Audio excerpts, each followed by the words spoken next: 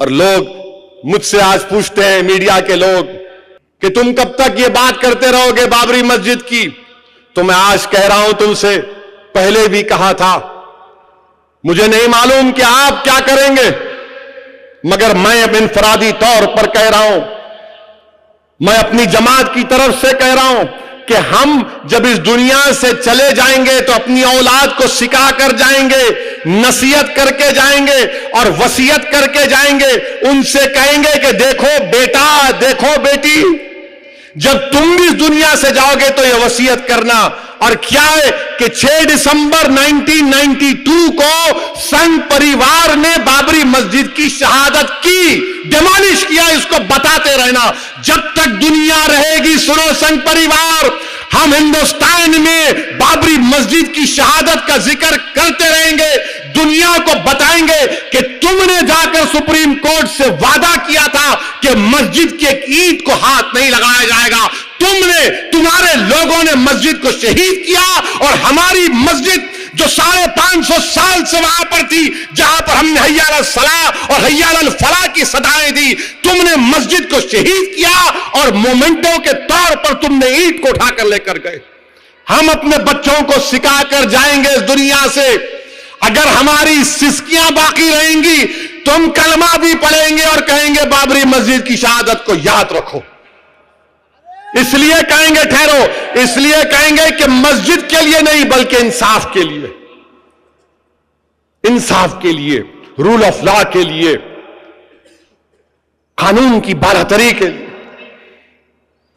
نہیں، کیوں نہیں بولتے آپ؟ کیوں بول رہے؟ بھول جاؤ، مہاتما گاندھی کے قتل کو ہی بھول جائیں، دلی کے سڑکوں پر سکھوں کا قتل عام ہوا بھول جائیں، نلی کے میسکر کو بھول جائیں۔ کیا کہا مہاتما گاندھی کے پڑپوتے تشار گاندھی نے آج؟ مہاتما گاندھی کے پڑپوتے تشار گاندھی صاحب نے کہا کہ اگر آج کے دور میں مہاتما گاندھی کے قتل کا مقدمہ چلتا تو کورٹ اس کو قاتل بھی قرار دیتا اور اس کو دیش بھکت بھی کہتا۔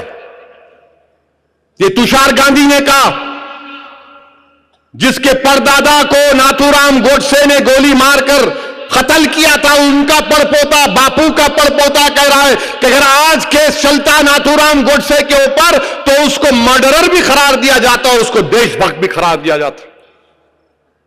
یہ باپو کے پڑپوتے بول رہے ہیں۔ میرے عزیز دوستوں اور بزرگوں، یاد رکھو، بابری مسجد تم کو تمام سیکولر پارٹیوں نے دھوکہ دیا۔ کیا بولتی ہے کانگریس آج؟ سنو کانگریس والوں نے کیا کہا۔ میں کیوں کانگریس کی مخالفت کرتا ہوں اور کیوں چاہتا ہوں وہ کمزور ہو جائے، کیوں ان سے مقابلہ کر کے ہراتا ہوں سیاسی طور پر؟ اس لیے کہ یہی کانگریس کے زمانے میں، جس کو آج سپریم کورٹ نے اپنے فیصلے میں کہا کہ رات کے اندھیرے میں چوروں کی طرح مورتیاں رکھی گئی تھیں، سپریم کورٹ نے اس کو غلط قرار دیا، آج ججمنٹ میں ہے۔ سپریم کورٹ نے کہا کہ مسجد کو شہید کرنا کرمنل ایکٹ ہے۔ کون تھا جب؟ کانگریس کا چیف منسٹر جی پی پنت۔ جب تالے کھولے گئے کون تھا؟ راجیو گاندھی۔ جب مسجد شہید ہوئی کون تھا؟ Prime minister Narasimha Rao. کیا نرسمہا راؤ نے وائٹ پیپر جاری کر کے نہیں کہا تھا کہ وہ مسجد بنائیں گے؟ آج کانگریس پارٹی کا بیان الٹا آتا ہے، اور یہ سیکولر پارٹیاں کیا بول رہی ہیں؟ Samajwadi, B S P, N C P, سناٹا ہے، ریڈیو سائلنس ہے۔ اب یہ لوگ کیا کریں گے؟ ٹرسٹ بنائیں گے، مندر کا کام شروع کریں گے، اور میڈیا کے لوگ حسب روایت 24 گھنٹے دیکھو ایسا ہو رہا، مودی جی کر دیے، یہ کر دیے، دیکھو اب وہ کر۔ ارے میڈیا کے میرے دوستو، تمہاری نوکریاں چلے جا رہی نا بچوں کی، وہ بھی تو خیال کرو۔ یہ جتنے کیمرہ مین کھڑے ہوئے ہیں میری بات سے منتفق ہوں گے، ڈر ہے ان کو کہ جنوری آئی تو نوکری چلے جائیں گی۔ میرے عزیز دوستوں اور بزرگوں، یہ ان شارٹ یہ چیز کی وجہ سے मुस्लिम पर्सनल लॉ बोर्ड ने कहा कि हम इस फैसले से मुतमईन नहीं है। सुप्रीम कोर्ट आखिरी कोर्ट है। Supreme court is supreme but not infallible. Supreme जरूर है, हम सुप्रीम कोर्ट का पासो लिहाज करते हैं और करते रहेंगे इंशाअल्लाह ताला अदलिया का। हम क्यों बोल रहे हैं बात? जब राजीव गांधी के जमाने में ताले खोले गए तो जस्टिस पांडे जो जज थे, उन्होंने ताले खोलने का ऑर्डर क्यों दिया मालूम आपको? मालूम मालूम मालूम क्या मालूम फिर तुम लोगों को? खाली हीरो हीरोइन के नाम मालूम, गाने मालूम। मेरे अजीज दोस्तों, जज साहब अपनी किताब में लिखे कि जब मैं कोर्ट में गया था तो मैंने देखा मेरे कोर्ट के सामने काला बंदर बैठा हुआ है। नहीं, मैं सही कह रहा हूं, काला बंदर बैठा हुआ है और कोर्ट के झंडे को पकड़ के बैठा हुआ है। लोग जाके उसको बोल रहे अखरोट खा, उन्हें बोला बादाम खा, नो। केला खा, नो।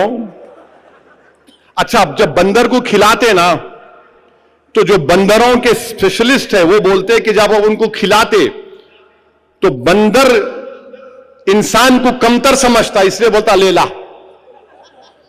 ये लोग जाके खिला रहे थे, नहीं तो जज साहब ऑर्डर दिए, वही बंदर उनके घर में आंगन में उनके बैठा हुआ है। तो जज साहब बोल रहे, मैं उसको देख के झुक के हाथ जोड़ के बोला प्रभु की कृपा हो गई। नहीं, अपनी किताब में लिखे, वो अपनी किताब में लिख रहे हैं पांडे साहब।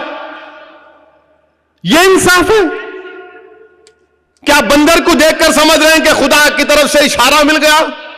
अगर कल रात में, आज रात में जाकर सो जाऊंगा और सुबह में उठने से पहले मेरे ख्वाब में मुझे अगर हरे हरे कबूतर दिखाई देंगे तो मैं समझ जाऊं कि मैं कुछ हो जाऊंगा सुबह तक। ये हुआ मेरे भाई। ये नौजवानों, तुमको समझना है जो बाबरी मस्जिद की शहादत के बाद पैदा हुए। नौजवानों, तुमको बताने के लिए कह रहा हूं, मैंने अपनी जवानी में बाबरी मस्जिद की शहादत देखी, मगर अफसोस मुझे यह है कि ये जो बच्चे जो शहादत नहीं देखे, आज इनकी भी मेमोरीज खराब हो रही, इनकी भी मेमोरीज खराब हो रही हैं। मेरे अजीज दोस्तों और बुजुर्गों, अब हमको क्या करना है? सुप्रीम कोर्ट का फैसला फाइनल है, क्या करेंगे? हाथ पे हाथ रख के रोते बैठ जाएंगे? आहें भर के हाथ मसल के बैठ जाएंगे? नहीं। पहला काम हमको यह करना है कि हम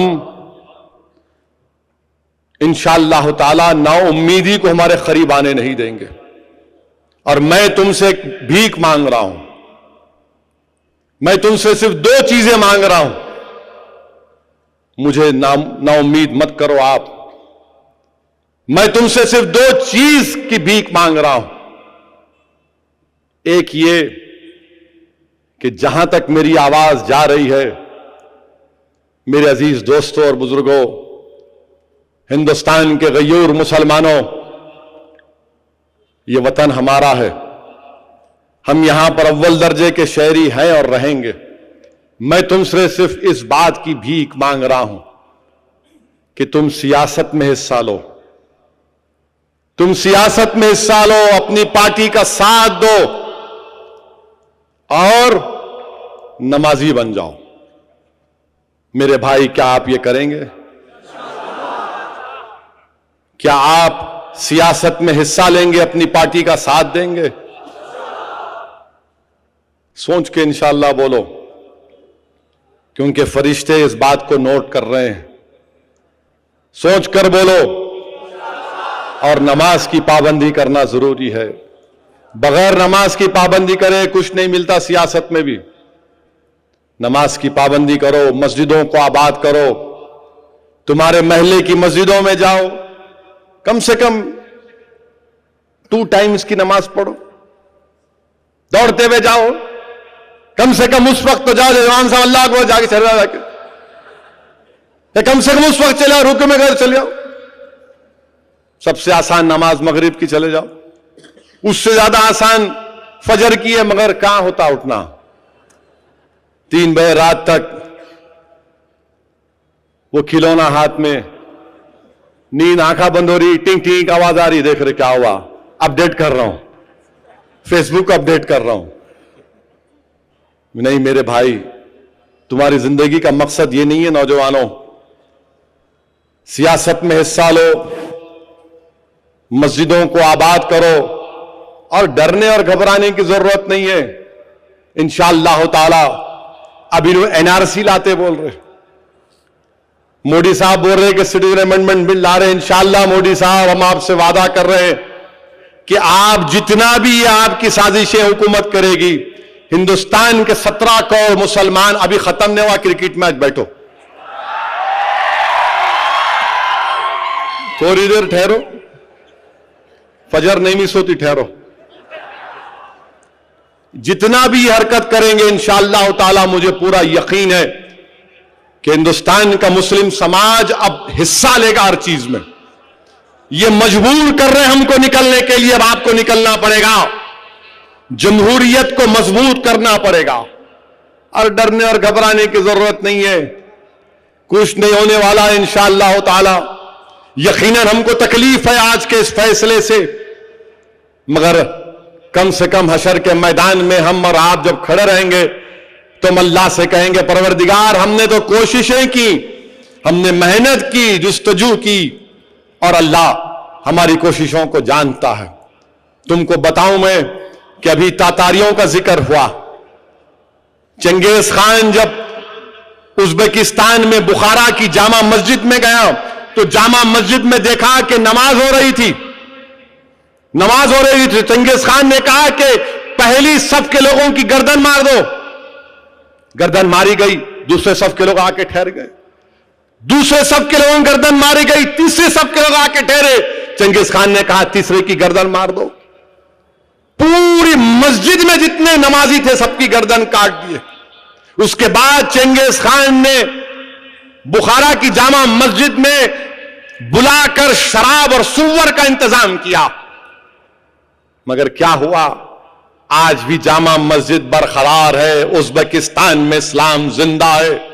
سنو، بھارت سے اسلام مت کرنے کی سازش کرنے والوں، میرے آقا صلی اللہ علیہ وسلم نے ارشاد فرمایا کہ ظالم ظلم کرے گا مگر اتنا ظلم نہیں کر سکتا کہ دنیا سے اسلام کو مٹا سکے۔ چنگیز خان تاتاریوں نے 40 دن تک بغداد کو جلایا، مگر چنگیز خان کا پڑپوتا دین اسلام کو قبول کر لیا۔ ہمت اور اپنے حوصلوں کو بلند رکھیے، ڈرنے اور گھبرانے کی ضرورت نہیں ہے میرے بھائی۔ آج حالات ناسازگار ضرور ہیں، مگر یاد رکھو یہ RSS کو پہچانو، RSS کو پہچانو، تم یاد رکھو یہ RSS وہ ہے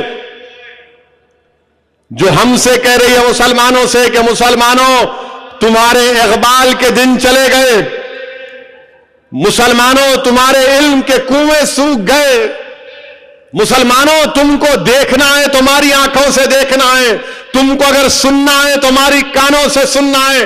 یہ RSS نوجوانوں سے کہہ رہی ہے کہ تمہارے دلوں میں دماغوں میں ہم یہ چیز ڈال دیں گے۔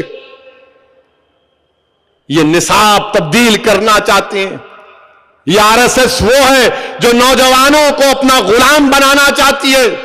نوجوانوں سمجھو RSS کی سازش کو، ان کو غلام مت بنو، تم برابری حاصل کرو، برابری کی لڑائی ہے، انصاف کی لڑائی ہے۔ یہ RSS کی سازش کو سمجھنا یہ آپ کی ہماری ذمہ داری ہے۔